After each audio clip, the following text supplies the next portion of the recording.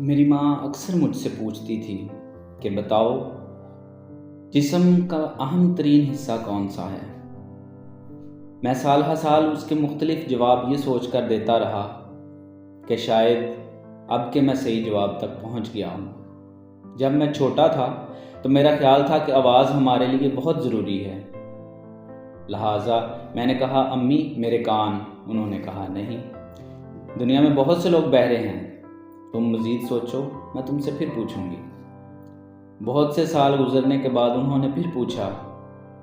मैंने पहले से ज़्यादा ज़हन पर जोर दिया और बताया कि अम्मी, नज़र हर एक के लिए बहुत ज़रूरी है, लिहाजा इसका जवाब आंखें होना चाहिए। उन्होंने मेरी तरफ देखा और कहा, तुम तेज़ी से सीख रहे हो, लेकिन ये जवाब सही नहीं है, क्योंकि दुनिया में बहुत से लोग अंधे हैं। फिर नाकामी हुई और मैं मज़ीद इल्म की तलाश में मगन हो गया।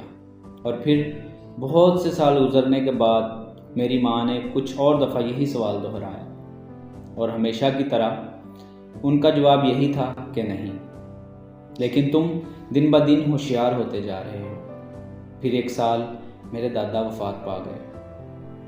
हर कोई गमज़दा था, हर कोई रो रहा था, यहाँ तक कि मेरे वालिद भी रोए। ये मुझे ख़ास तौर पर इसलिए याद है कि मैंने उन्हें रोते हुए नहीं देखा। जब जनाजा ले जाने का वक़्त हुआ तो मेरी माँ ने पूछा, क्या तुम जानते हो कि जिस्म का सबसे अहम हिस्सा कौन सा है?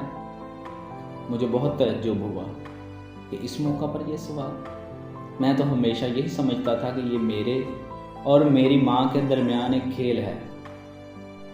उन्होंने मेरे चेहरे पर यहाँ उलझन को पढ़ लिया और कहा, ये बहुत अहम सवाल है।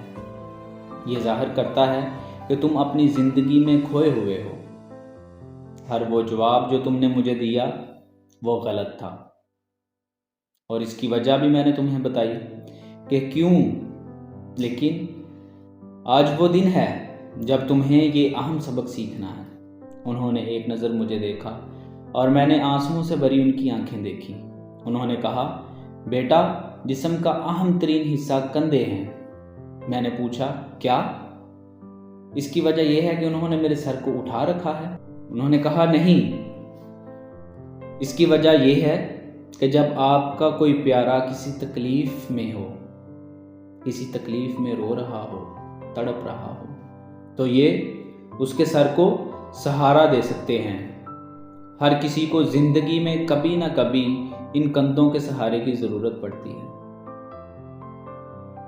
मैं सिर्फ ये उम्मीद और दुआ कर सकती हूँ कि तुम्हारी ज़िंदगी में भी वो प्यारे और मुखलिस लोग हों कि ज़रूरत पड़ने पर जिनके कंधे पर तुम सर रख कर रो सको।